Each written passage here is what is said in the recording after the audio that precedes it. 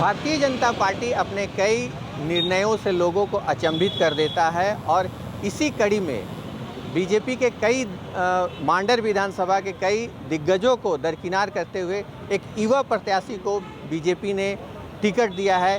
वो है सन्नी टोप्पो। सन्नी टोप्पो जी, आपका बहुत बहुत बधाई। सबसे पहले तो आपको कि मांडर से टिकट मिला है बीजेपी की ओर से, लेकिन हम जानना चाहेंगे कि ये टिकट आपको मिला है, कैसे आप चीज़ों को लेकर आगे बढ़िएगा, कैसे आप चीज़ों को लेकर आगे बढ़िएगा और क्या आपकी प्राथमिकता रहेगी चुनाव में?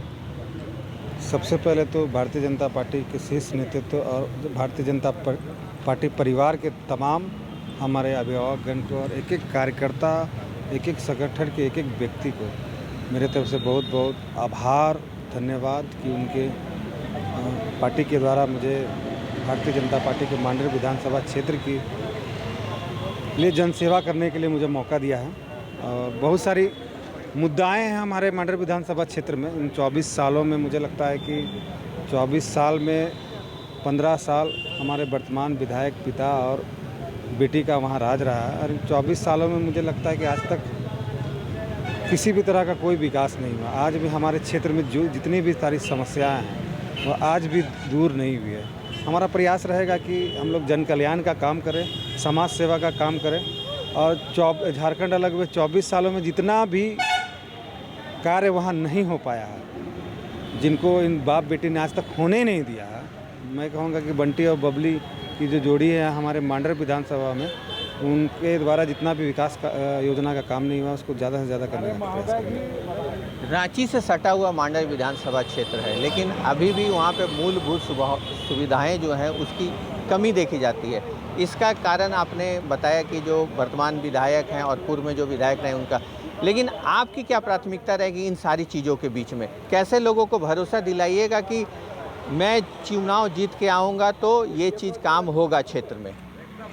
देखिए, अभी तक मैं कहूँगा कि जो हमारे 24 साल हो गए झारखंड अलग हुए, 24 सालों में 15 साल उनका मांडर विधानसभा में इन दोनों का शासन रहा और इन 24 सालों में मुझे लगता है 15 साल में आज तक किसी भी प्रकार का विकास कार्य नहीं किए हैं उन बाप बेटी ने। और विकास के साथ मेरी यही प्राथमिकता होगी कि हमारा मांडर विधानसभा कृषि प्रधान क्षेत्र है। मुझे लगता है कि बहुत सारे हमारे जितने भी ग्रामीण लोग हैं वहाँ कृषि पे ही अपना जीवन यापन करते हैं। मेरी प्राथमिकता रहेगी कि हम लोग हमारे किसानों को उचित बाजार मूल्य दे सके, किसानों के लिए कोल्ड स्टोर की व्यवस्था करा सके, किसानों के लिए वहाँ पे हमारे बाज़ार की व्यवस्था करा सके। और दूसरी सबसे बड़ी प्राथमिकता हमारे क्षेत्र में पलायन काफ़ी है।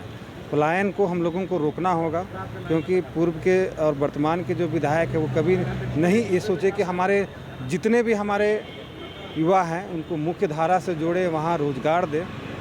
तो हम लोगों का प्राथमिकता रहेगा कि वहाँ रोज़गार की व्यवस्था कराएं ताकि हमारे क्षेत्र का विकास हो। और रांची ज़िला से मात्र 20 किलोमीटर की दूरी में है, रांची ज़िला में भी आता है मांडर विधानसभा और झारखंड की राजधानी भी है। तो जितने तरह के काम हैं नहीं हो पाया उसको करने का प्रयास करेंगे। सनी जी, एक सवाल ये रहेगा कि वहाँ पे का जो समीकरण है वो बड़ा ही टफ कर सकते हैं बीजेपी के लिए, उस समीकरण को कैसे तोड़िएगा आप? देखिए, क्षेत्र की जनता ने भली भांति जान चुकी है कि 15 साल में किस प्रकार कोई भी विकास का कार्य या विकास योजना नहीं हुआ। तो इस बार जनता मन बना चुकी है कि मांडर विधानसभा में परिवर्तन हो और कमल खिलाना इस बार पूरे झारखंड में है, मांडर विधानसभा में भी है और डबल इंजन की सरकार फिर से बनाना है। क्योंकि पूर्व में जब देखिएगा कि भाजपा की जब झारखंड अलग होने के बाद, देश की आज़ादी के बाद पहली बार 2014 में मांडर में कमल खिला था।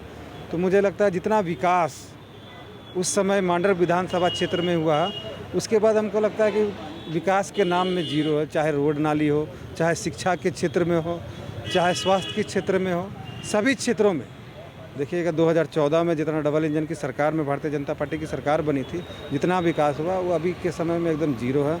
वहाँ ठगबंधन की सरकार से जनता उब चुकी है।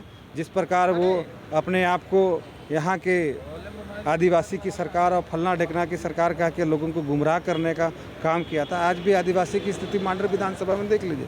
मुझे लगता है कि 2 लाख से जो ज़्यादा वहाँ पे आदिवासियों की संख्या है। आज भी उसकी धार्मिक, सांस्कृतिक स्थलों की स्थिति क्या है, आज भी आदिवासी समाज क्या जी रहा है।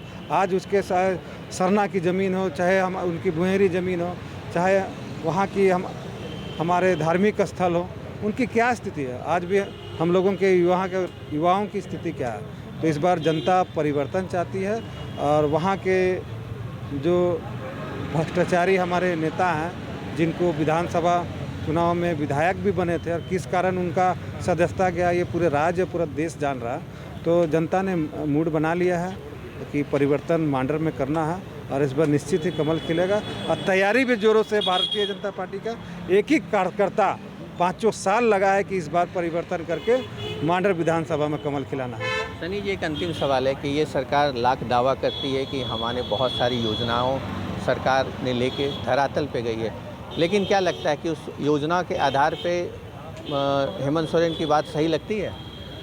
देखिए, बहुत सारा योजना ये ठगबंधन की सरकार ने कहा था कि हमारी सरकार आती है तो मैं महिलाओं को चूल्हा सामान के लिए 2200 रुपया दूंगा। हमारी सरकार आती है तो सरना कोड दूंगा। हमारी सरकार आती है तो युवाओं को 5 लाख नौकरियां दूंगा। हमारी सरकार आती है तो अगर हमारे जो नौकरी नहीं दे पाते हैं तो हमारे जो BA पास कर गए हैं उनको 5000, जो MA पास कर गए हैं उनको बेरोजगारी भत्ता 7500 देंगे। तो देख लीजिए कितना उन्होंने कहा था और कहाँ तक वो पूरा किए हैं।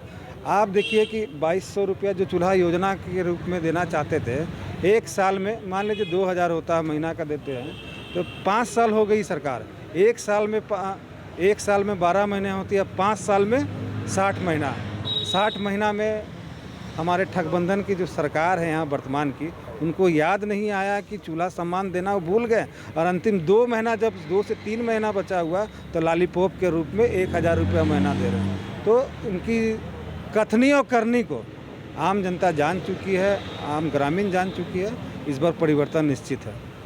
तो इस बार परिवर्तन निश्चित है। राज्य सरकार की करनी और कथनी को लोग ने पहचान लिया है और उम्मीद है कि इस बार मांडर में एक बार फिर से कमल खिलेगा। सहयोगी सुरेंद्र प्रसाद के साथ संजीव सिन्हा, समाचार प्लस, रांची।